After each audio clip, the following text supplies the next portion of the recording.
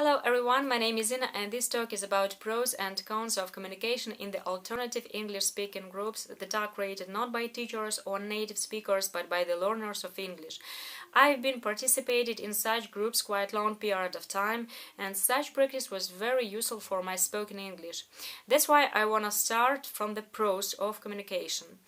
The first pro of communication in the alternative English-speaking groups is an opportunity for the beginners to improve their spoken skills. So, if you have something to tell in English in the group, you are talking, but if you can't express your thoughts in English, you are listening more advanced learners.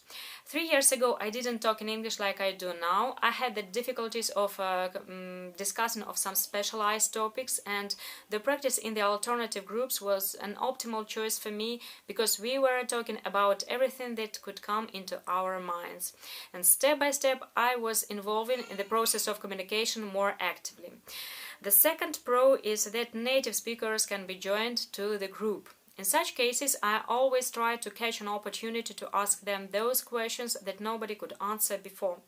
But let's review the cons of practice in the alternative groups. And the first one is a big number of participants, sometimes more than 5 persons.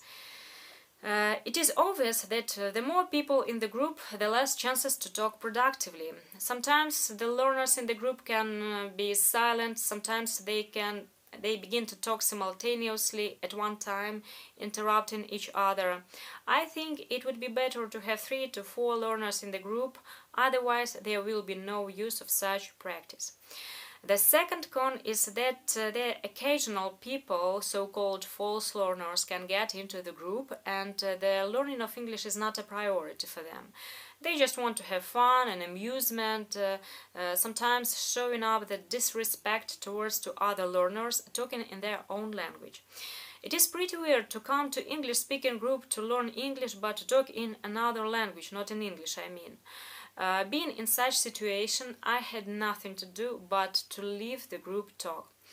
The third con is the disorganization caused by absence of a teacher or a leader.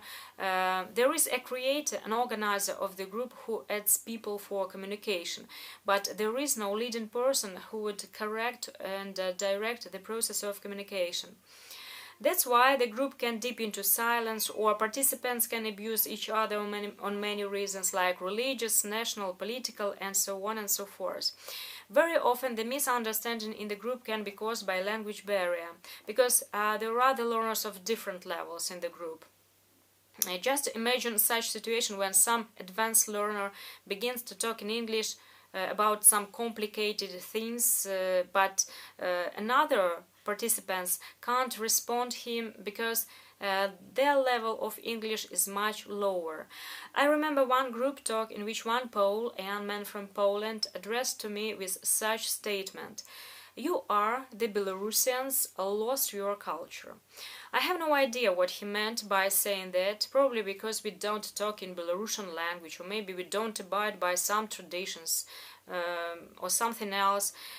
Unfortunately, my English was so poor that I couldn't retort to his statement.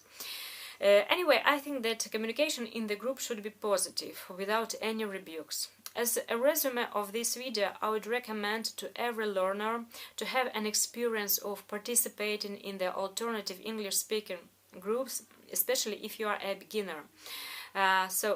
Thanks everyone who watched this video and goodbye.